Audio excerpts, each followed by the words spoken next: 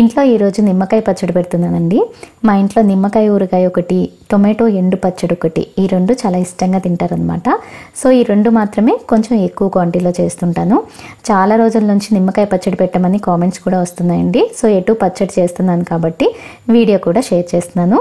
నిమ్మకాయ ఊరగాయ మాత్రం ఎన్ని కేజీలైనా ఈజీగా పెట్టేసేయచ్చండి. చాలా సింపుల్ నిమ్మకాయ పచ్చడి చేయటం. బ్యాచిలర్స్ కూడా ఈజీగా పెట్టేసేయచ్చు అనమాట. అంత సింపుల్ రెసిపీ ఇది. ఈ నిమ్మకాయ ఊరగాయ 2-3 సంవత్సరాలైనా కూడా పాడవదండి. అలాగే మీరు ఎప్పుడు తాలింపు పెట్టుకున్నా కూడా పచ్చడి ఎర్రగా కనిపిస్తుంది, ఫ్రెష్గా చాలా బాగుంటుంది అనమాట. అస్సలు ఫ్రిడ్జ్లో పెట్టాల్సిన అవసరం కూడా లేదండి ఈ నిమ్మకాయ పచ్చడిని మాత్రం. సో మరి ఎక్కువ లేట్ చేయకుండా ఈ నిమ్మకాయ ఊరగాయ ఎలా పెట్టాలో చూపించేస్తాను, చూసేయండి. నిమ్మకాయ పచ్చడికి ఎప్పుడు కాయ మెత్తగా ఉండకూడదండి, గట్టిగా ఉండాలి. తోలు పల్చగా ఉండాలి, లోపల రసం ఎక్కువ ఉండాలన్నమాట. పచ్చికాయలు లాంటివి కాకుండా ఇలా పసుపు రంగులో పళ్ళు లాంటివి తీసుకోవాలి. నేను ఇక్కడ తీసుకునేవి మొత్తం 70 కాయలండి. వీటిని శుభ్రంగా కడిగేసి తుడిచి ఆరబెట్టిన తర్వాత మీకు చూపిస్తున్నాను. అస్సలు బొట్టు నీరు అనేది ఉండకూడదండి. బొట్టు నీరున్నా కూడా పచ్చడికి బూజు వచ్చేస్తుంది అనమాట. సో నిమ్మకాయలను కడిగేసిన తర్వాత అస్సలు తడి అనేది లేకుండా శుభ్రంగా తుడిచి ఆరబెట్టేసిన తర్వాతనే తీసుకోవాలి. ఇప్పుడు వీటిని వెయిట్ చేసి చూపిస్తాను చూడండి. వెయిట్లో చూస్తున్నారు కదా, 3 కేజీలు. 3 కేజీల నిమ్మకాయలకి ఇప్పుడు నేను పచ్చడి చేయబోతున్నాను. కేజీ కొలతలు కావాలంటే కామెంట్ సెక్షన్లో ఇంకా డిస్క్రిప్షన్లో కూడా పెడతాను చూడండి. ఇక్కడ నేను కేజీ కొలతలే చూపిస్తున్నానండి, ఎందుకంటే నిల్వ పచ్చడికి ఎప్పుడు కూడా కేజీ కొలతలు అయితేనే కరెక్ట్గా ఉంటాయి. కాయలు లెక్కని చెప్తే కొన్ని చిన్న కాయలు ఉండొచ్చు, కొన్ని పెద్ద కాయలు ఉండొచ్చు కదా. సో కొలతల్లో తేడా వస్తుందన్నమాట. అందుకే కేజీల లెక్కని చెప్పేస్తున్నాను. ఇప్పుడు నిమ్మకాయల్ని ఇలా నిలువుగా కట్ చేసి 4 ముక్కలు కానీ, మరీ పెద్దగా ఉంటే ఇలా 8 ముక్కల కింద అయినా కట్ చేసుకోవచ్చు. నిమ్మకాయ ఊరగాయకి ఎప్పుడు కూడా నిమ్మకాయలని ఇలా నిలువుగా కట్ చేసుకోవాలండి. రసం పిండడానికి అడ్డంగా కట్ చేస్తాం కదా, కానీ ఊరగాయకి మాత్రం ఇలా నిలువుగా కట్ చేసి ముక్కలు కట్ చేసుకోవాలన్నమాట. కట్ చేసిన తర్వాత లోపల గింజలు తీసేయాలండి. గింజలు ఉంటే పచ్చడి చేదొస్తుంది. సో గింజలన్నిటినీ ఇలా కంపల్సరీ తీసేయాలి. నేను కొన్ని 4 ముక్కల కింద కట్ చేస్తున్నానండి. ముక్క మరీ పెద్దగా ఉంటే ఇలా 2 సగాలుగా కట్ చేస్తున్నాను. ముక్కలు కట్ చేయడం మీ ఇష్టం అండి. మీకు చిన్న ముక్కలు కావాలంటే 8 సగాలుగా చేసుకోండి. లేదు పెద్ద ముక్కలైనా పర్వాలేదు అనుకుంటే ఇలా 4 ముక్కల కింద కట్ చేసుకుని ఉంచేసుకున్నా పర్వాలేదు. ఇలా అన్ని నిమ్మకాయలని కట్ చేసుకొని ఒక బేసిన్లో వేసుకోవాలి. ఊరబెట్టిన నిమ్మకాయ ఎన్ని సంవత్సరాలైనా పాడవదండి. అంతేగాక నిమ్మకాయ ముక్క ఎంత ఊరితే అంత బాగుంటుంది అనమాట. ముక్క సరిగా ఊరలేదంటే చేదుగా ఉంటుంది. సో ఇలా ఎక్కువ క్వాంటిటీలో ఊరబెట్టేసుకుంటే ఎప్పుడు తినాలనిపిస్తే అప్పుడు కొంచెం కొంచెంగా తీసుకొని తాలింపు పెట్టుకుంటూ ఉంటే బాగుంటుంది అనమాట. ఇలా నిమ్మకాయలన్నిటిని కట్ చేసేసి లోపల గింజలు తీసేసి మొత్తం ఒక బేసిన్లో వేసేసుకోవాలి. ఇప్పుడు రసం కోసం 1 కేజీ నిమ్మకాయలు తీసుకుంటున్నాను. అంటే ఇవి మొత్తం 21 కాయలు ఉన్నాయండి. వీటిని ఇప్పుడు సగానికి కట్ చేసి నిమ్మరసం తీసుకోవాలి. ఇక్కడ నేను తీసుకున్న 21 కాయలకి కప్పున్నర అంటే 375 ml వరకు రసం వచ్చింది. ఉంటే 2 కప్పులైనా వేసేసుకోవచ్చండి. అంటే 3 కేజీల నిమ్మకాయలకి 500 ml వరకు నిమ్మరసం వేసుకోవచ్చు. పచ్చడి గుజ్జుగా బాగుంటుంది. లేదా ఇలా మినిమం కప్పున్నర అయినా సరే వేసుకోవాలి. లేదంటే పచ్చడిలో గుజ్జు ఉండక డ్రైగా అయిపోతుంది అనమాట. అదే కేజీ కాయలు తీసుకుంటే మినిమం అరకప్పు అంటే 125 ml వరకు నిమ్మరసం వేసుకోవాలి. ఇంకొంచెం వేసినా పర్వాలేదు కానీ తగ్గించకండి. ఇప్పుడు ఇందులో 3 టీ స్పూన్ల పసుపు వేస్తున్నానండి. కేజీకి 1 టీ స్పూన్ పసుపు అనమాట. సో 3 కేజీలకి 3 టీ స్పూన్లంతా పసుపు. అలాగే 3 టేబుల్ స్పూన్లంతా వేయించిన మెంతుల పొడి వేసుకోవాలి. కేజీ నిమ్మకాయలకి 1 టేబుల్ స్పూన్ చొప్పున 3 కేజీలకి 3 టేబుల్ స్పూన్లంతా వేయించిన మెంతుల పొడి అనమాట. ఉప్పు వచ్చేసి 3 కేజీల నిమ్మకాయలకి 800 గ్రాముల కళ్ళుప్పు తీసుకుంటున్నాను. అంటే రసం కూడా పోసాం కదా, సో మొత్తం పులిపే కాబట్టి 800 గ్రాముల ఉప్పు ఖచ్చితంగా పడుతుందండి. అంటే మనం వేసుకునే నిమ్మరసాన్ని బట్టి కూడా ఉప్పు క్వాంటిటీ ఆధారపడి ఉంటుందన్నమాట. అంటే ఇప్పుడు నేను తీసుకున్న కొలతకైతే 800 గ్రాముల ఉప్పు కరెక్ట్గా సరిపోతుందండి. అదే రసం ఇంకొంచెం ఎక్కువ వేసుకున్నారనుకోండి ఇంకొంచెం పట్టొచ్చు. అలా రసం క్వాంటిటీని బట్టి ఉప్పుని అడ్జస్ట్ చేసుకోవాలన్నమాట. ఉప్పు సరిపడా లేకపోతే కనుక ఈ ఊరగాయ నిల్వ ఉండదండి. సో ఉప్పు కరెక్ట్గా వేసుకోవాలి. అది కూడా కళ్ళుప్పే వేసుకోవాలి. సాఫ్ట్ సాల్ట్లో కెమికల్స్ ఉంటాయి కదా, సో ఒక రకమైన కెమికల్ వాసన వచ్చేస్తుంది.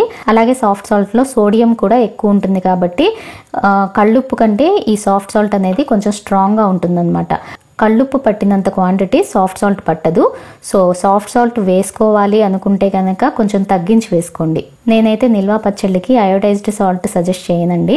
ఎందుకంటే దానిలో కెమికల్స్ ఉంటాయి కాబట్టి పచ్చడి కూడా ఒక రకమైన కెమికల్ వాసన వచ్చేస్తుంది అనమాట. మీకు అంత టేస్టీగా కూడా అనిపించదు. సో కళ్ళుప్పే వాడుకోండి.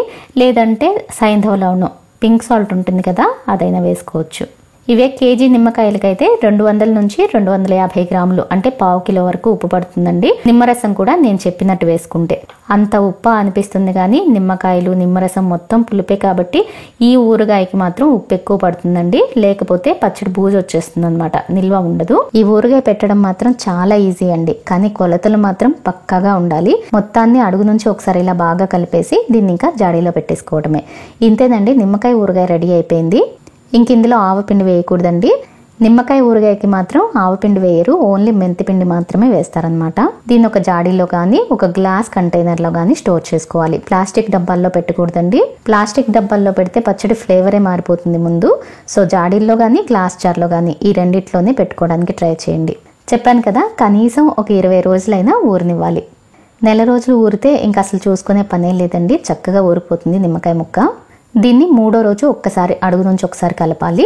తర్వాత నెల రోజుల్లోపు ఇంకొకసారి కలిపితే చాలండి. మరి పదే పదే ప్రతిరోజు కలపాల్సిన అవసరం లేదు.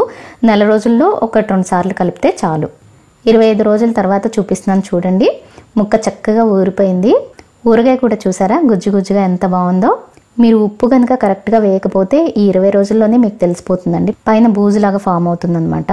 సో నాకైతే ఏం ఫామ్ అవ్వలేదు. సో నేను వేసిన ఉప్పు అయితే కరెక్ట్గా సరిపోయింది. ఇప్పుడు ఇందులోంచి మనకి ఎంత పచ్చడి అయితే కావాలో అంత పచ్చడి తీసి తాలింపు వేసుకోవచ్చు అనమాట. నేనైతే ఈ బౌల్ నిండా ఊరగాయ తీసుకొని ఇప్పుడు తాలింపు పెట్టబోతున్నాను. కొంతమంది ఈ ఊరగాయలోనే కారం కూడా కలిపేసి పెట్టేస్తారండి, కానీ అలా కారం కూడా కలిపేస్తే కొన్ని రోజులకి కలర్ మారుతుంది అనమాట. సో అలా కాకుండా కారం ఒక్కటి మాత్రం ఇలా కొంచెం కొంచెంగా ఊరగాయ తీసుకొని దానికి తగ్గట్టుగా కారం కలుపుకొని ఎప్పటికప్పుడు ఫ్రెష్గా తాలింపు వేసుకుంటూ ఉంటే పచ్చడి చూడటానికి ఎర్రగా ఉంటుంది, అలాగే ఫ్రెష్గా చాలా బాగుంటుంది అనమాట. ఇది మా అత్తగారు చేసే ప్రాసెస్ అండి. సో అదే ప్రాసెస్లో నేను కూడా చూపిస్తున్నాను. ఇలా చేస్తే ఎన్నాళ్ళైనా కూడా పచ్చడి అప్పటికప్పుడు చేసినట్టే ఫ్రెష్గా ఎర్రగా చాలా బాగుంటుంది అనమాట. ఊరగాయ తీసేటప్పుడు గుజ్జుతో సహా తీసుకోవాలండి, ఓన్లీ ముక్కలు మాత్రమే తీసుకోకూడదు. అడుగున గుజ్జు ఉంటుంది కదా, ఆ గుజ్జును కూడా తీసుకోవాలన్నమాట. అప్పుడే పచ్చడి గుజ్జు గుజ్జుగా బాగుంటుంది. ఇంకా ఈ జాడి మీద మూత పెట్టేసి ఇలా వాసన కట్టేసి అస్సలు చెమ్మలేని ప్రదేశంలో స్టోర్ చేసుకోవాలన్నమాట. చూసారు కదా, నేను ఇక్కడ ఈ బౌల్ నిండా ఊరగాయ తీసుకున్నాను. దీన్ని ఇప్పుడు ఒక మిక్సింగ్ బౌల్లోకి ట్రాన్స్ఫర్ చేస్తున్నాను. ఏ కప్పుతో అయితే నిమ్మకాయ ఊరగాయ తీసుకున్నారో అదే కప్పుతో అరకప్పు వరకు కారం తీసుకోవాలన్నమాట. సో ఇదే బౌల్తో అర క్వాంటిటీ వరకు కారం తీసుకున్నాను. ఇలా కారం వేసేసి మొత్తం ఒకసారి ఇలా బాగా కలిపేసి పక్కన పెట్టుకోవాలి. ఇప్పుడు తాలింపు కోసం ఏ కప్పుతో అయితే ఊరగాయ తీసుకున్నారో అదే కప్పుతో అరకప్పు వరకు నూనె వేసుకోవాలి. ఈ నూనె కూడా వేరుశనగ నూనె కానీ నువ్వు పప్పు నూనె కానీ ఈ 2 నూనెలే బాగుంటాయండి నిమ్మకాయ పచ్చడికి. వేరే ఏ నూనె వాడినా కూడా పచ్చడి మీకు అంత రుచి అనిపించదు, అలాగే మంచి ఫ్లేవర్ఫుల్గా కూడా ఉండదు. కప్పు ఊరగాయ తీసుకుంటే అరకప్పు వరకు నూనె తీసుకోవాలి. నూనె వేడెక్కిన తర్వాత ఇందులో 1 టేబుల్ స్పూన్ ఆవాలు, 1/2 టీ స్పూన్ మెంతులు వేసి ఆవాలు కొంచెం చిటపటమడిన తర్వాత 10-12 ఎండుమిరపకాయలు, 1 రెమ్మ కరివేపాకు, 1 టేబుల్ స్పూన్ ఇంగువ వేస్తున్నాను. నేను ఇక్కడ పచ్చడి కొంచెం ఎక్కువ క్వాంటిటీలోనే తాలింపు వేస్తున్నాను కాబట్టి 1 టేబుల్ స్పూన్ అంత ఇంగువ వేస్తున్నానండి. నిమ్మకాయ పచ్చడికి కొంచెం ఇంగువ క్వాంటిటీ ఎక్కువ ఉంటేనే బాగుంటుంది. ఇంగువ కూడా వేసిన తర్వాత వెంటనే స్టవ్ ఆఫ్ చేసేసి మొత్తం ఒకసారి ఇలా బాగా కలిపేసి దించి పక్కన పెట్టేస్తున్నాను. ఈ తాలింపు పూర్తిగా చల్లారిపోనివ్వాలండి. పూర్తిగా చల్లారిపోయిన తర్వాతనే పచ్చడిలో వేసి కలపాలన్నమాట. నిల్వ పచ్చళ్ళకి ఎప్పుడు కూడా తాలింపు పూర్తిగా చల్లారిపోయిన తర్వాతనే కలపాలి. వేడివేడి తాలింపు కలిపితే పచ్చడి రుచి మారుతుంది, అలాగే ఎక్కువ రోజులు నిల్వ కూడా ఉండదన్నమాట. తాలింపుని పచ్చడిలో వేసేసిన తర్వాత అడుగు నుంచి మొత్తం ఒకసారి ఇలా బాగా కలిపేస్తే నిమ్మకాయ పచ్చడి రెడీ అయిపోయినట్టే. తాలింపు వేసిన ఈ పచ్చడి కూడా సంవత్సరం అంతా నిల్వ ఉంటుందండి. కాకపోతే ఎక్కువ రోజులు ఉంటే కొంచెం కలర్ చేంజ్ అవుతుంది కదా, అలా కాకుండా ఇన్స్టెంట్గా తాలింపు వేసుకోవడమే కాబట్టి ఎప్పటికప్పుడు కొంచెం కొంచెం తీసుకొని తాలింపు వేసుకుంటూ ఉంటే పచ్చడి ఫ్రెష్గా ఉంటుంది, ఎర్రగా కూడా ఉంటుందన్నమాట.